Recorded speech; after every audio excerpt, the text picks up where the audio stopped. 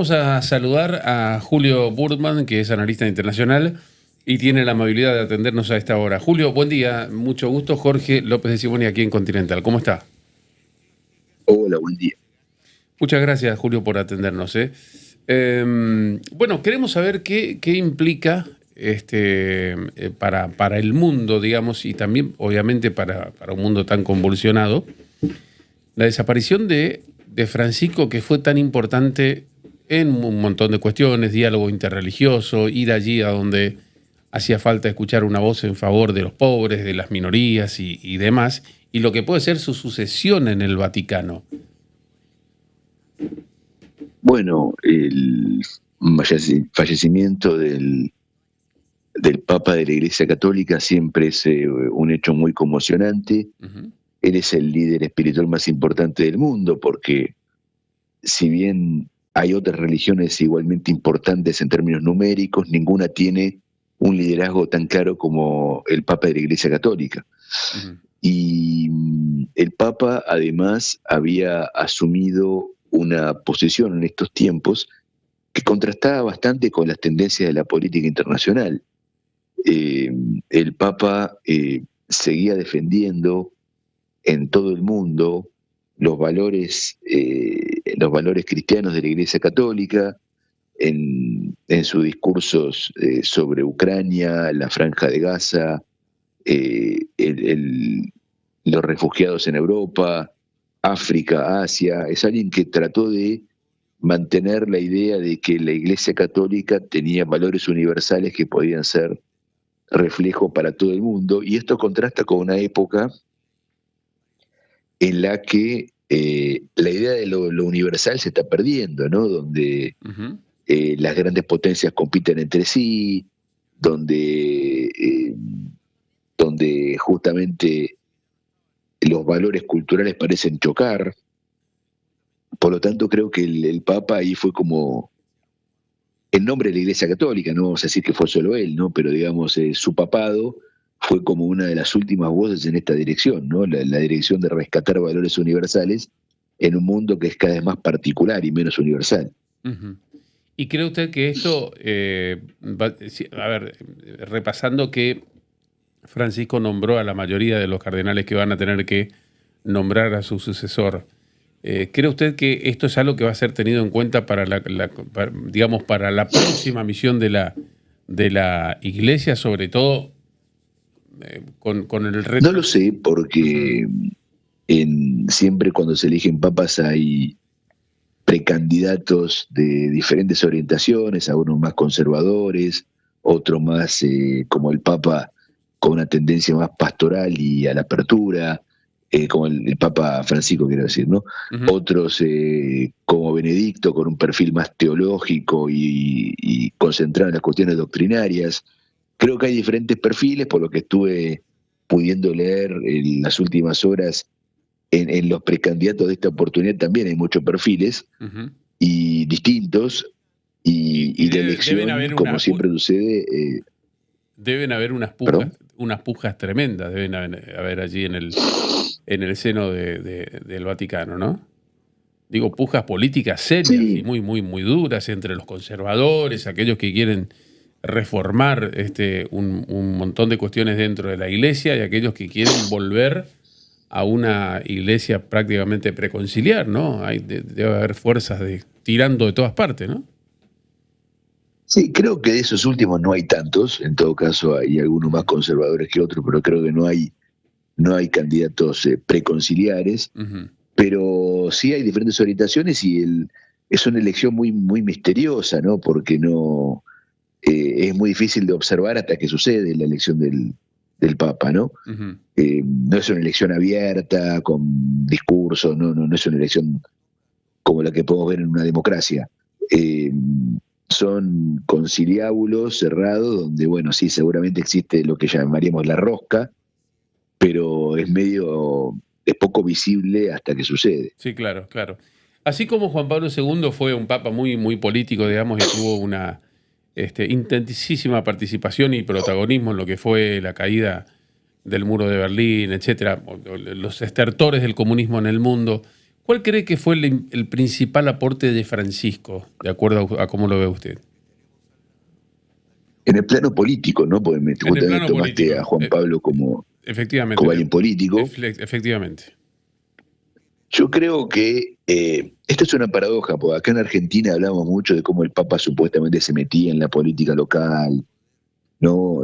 Mandaba rosarios a políticos y todas esas cosas. Uh-huh. Y la verdad es que fue todo lo contrario el Papa, ¿no? Él nunca vino a la Argentina, eh, se dedicó poco a América Latina y sus innovaciones fueron más bien tratar de hacer llegar la voz de la Iglesia a lugares donde no hay católicos, o hay muy pocos católicos, mejor dicho, Uh-huh. como África o Asia, ¿no?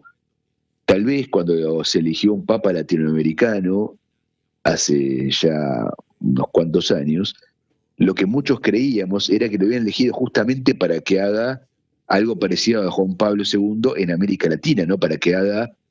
Porque América Latina es el continente del mundo donde hay más católicos. Sí, claro, claro.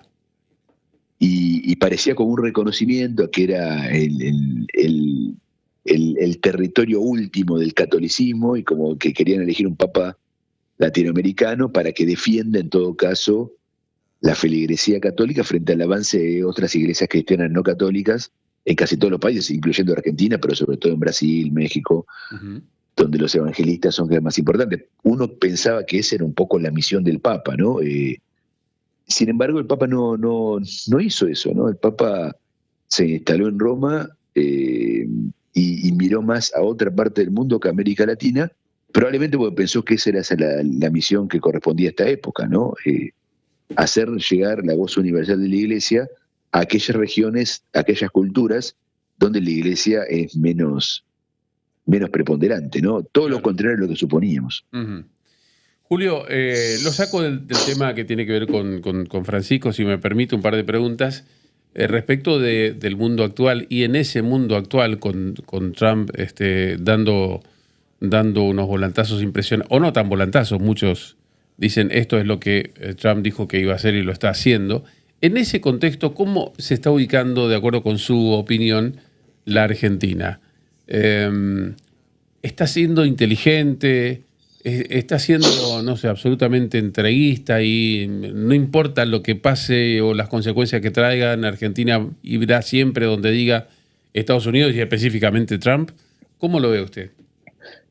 Bueno, Argentina está apostando claramente por Trump, más que por Estados Unidos, por la presidencia de Trump. Uh-huh. Y esto es una apuesta fuerte porque uno puede pensar que si sale bien fue una gran jugada, si sale mal asumimos un gran riesgo, ¿no?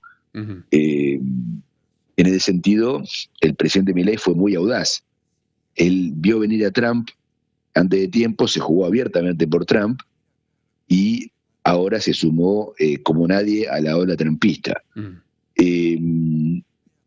Trump claramente ve al mundo distinto que Biden y los demócratas, ¿no? Para Trump, Estados Unidos tiene que protegerse de la globalización y no tiene que intentar liderarla como pensaban, tal vez con un poquito de ingenuidad, los demócratas, que tal vez seguían actuando como si Estados Unidos fuera la gran superpotencia, ¿no? Uh-huh. Trump justamente lo que plantea es que Estados Unidos dejó de ser una gran superpotencia y por eso MAGA, ¿no?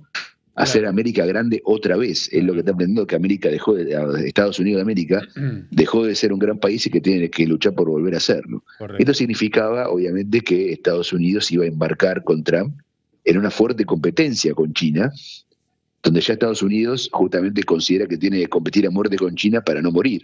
En ese juego, obviamente Trump está haciendo una política muy agresiva con los aranceles, pero creo que la apuesta de Milei fue, dado que este es el juego, vamos a hacernos amigos de Trump para ser exceptuados de esta política. Creo que es el juego de Milei. También es el juego de Meloni y de otros líderes de la derecha mundial uh-huh. que apuestan a tener una relación de privilegio con Estados Unidos que los salve, entre comillas, de la guerra comercial entre Estados Unidos y China. Veremos cómo sale esto. Si sale bien, fue una gran apuesta de Milei. Si sale mal, nos jugamos un pleno y salió otro número. Ahora, hablando de esto de si sale bien o si sale mal, y ya le doy a mi compañero una pregunta que le quiere hacer. ¿no salió parcialmente bien a los fines de Milei el apoyo que acaba de dar el Fondo Monetario Internacional y el Tesoro de los Estados Unidos y los organismos multilaterales de crédito, digamos, a la consecución del plan de economía del Ministerio de Economía? Sí, creo que esa es una de las cosas que salieron bien, porque si bien el fondo nunca te deja completamente solo, bueno, lo dejó solo de la Rúa y un poco Dualde, pero no, ya con Dualde empezó por darse un poco mejor, ¿no? Pero el fondo nunca te deja completamente solo, pero el fondo es más o menos generoso con vos, de acuerdo a ciertas roscas que suceden ahí adentro, y ya sabemos que Estados Unidos es importante, porque hay muchos países que no querían acompañar a Argentina, como España, etcétera, pero gracias al apoyo de Estados Unidos en el directorio, le está yendo bien a Argentina en esa negociación. Pero creo que eso no es todo, digamos. Ir a manguear al fondo no es difícil, el fondo siempre te va a responder. El tema son otras cosas, ¿no? Como lograr un tratado comercial preferencial o convertirte en un socio estratégico de Estados Unidos. Eso es lo difícil, que no está al alcance de cualquiera, y ahí se va a medir la apuesta de Milei. Lo del fondo te diría que es como un premio que medio que ya lo ibas a tener en cualquier circunstancia. ¿Néstor? Sí, Julio, yo le quería preguntar, y andando en esta relación de Estados Unidos y Argentina, ¿cómo hace Milei para mantener estrechos vínculos con Trump? Porque conceptual e ideológicamente son distintos. Los pensamientos que tiene están prácticamente en las antípodas. Trump es nacionalista, intervencionista, Milei supuestamente globalizador, no intervencionista. ¿Cómo va a hacer para tratar de conciliar estos dos pensamientos que claramente van por senderos separados nomás? O si no... Yo no estoy de acuerdo con eso. Yo no creo que sean tan distintos. Creo que... Yo no creo que... O sea, sí, Trump es nacionalista y creo que Milei está aprendiendo a ser nacionalista a su modo.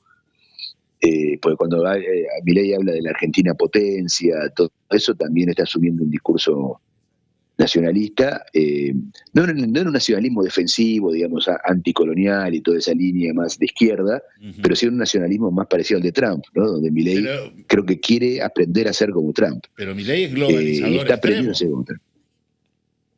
¿Cómo? Que Milei es un globalizador extremo, digamos, ¿no? Desde su concepción de anarcocapitalista, de no creer en la existencia del Estado ni la frontera, y que todo se resuelve o debería resolverse sin la intervención del Estado, digamos, ¿no? Pero Trump, sí, pero Trump tampoco es estatista. Trump es un nacionalista geopolítico, pero él no está agrandando el tamaño del Estado, ni está creando oficinas públicas nuevas, ni mucho menos, al contrario. Trump puso a Elon Musk para reducir el tamaño del Estado. Es un tipo de nacionalismo que no es estatista, que también es como el de Meloni en Italia, ¿no? Que son nacionalismos que defienden un concepto de patria y de nación, y sobre todo el orgullo nacional, pero no a través del Estado grande, ¿no? Nacionalismos hay varios, y creo que el nacionalismo de esta época no es contradictorio con el liberalismo económico. Creo que al contrario, la novedad de nuestra época es que los antiguos liberales pasaron de ser globalistas a ser nacionalistas, pero siempre en defensa del mercado y el liberalismo. Creo que Milei arrancó su carrera política, digamos, de todo fue muy rápido de Milei, ¿no? Con una idea más globalista, y ahora está aprendiendo a ser más trumpista, ¿no? Porque ya Milei, no sé si tan globalista como antes. De hecho, cuando él fue a la ONU, criticó el globalismo diciendo que propone la agenda woke, la agenda 2030, y asumió ese discurso que es antiglobalista. Por lo tanto, yo creo que Milei, desde que llega al poder, está aprendiendo a ser trumpista. No los veo más en contradicción, como tal vez sí pudo haber sido hace 2 o 3 años. Bueno, Julio, sabemos que está afectado de la garganta, así todo nos atendió. Sí, se me está yendo la voz. Así todo nos aguantó las preguntas, así que muchas gracias, ojalá mejore y hasta un próximo encuentro. No, les agradezco a ustedes y ojalá hablemos pronto otra vez. Hasta luego. Hasta luego. Julio Burman, analista internacional en diálogo con nosotros.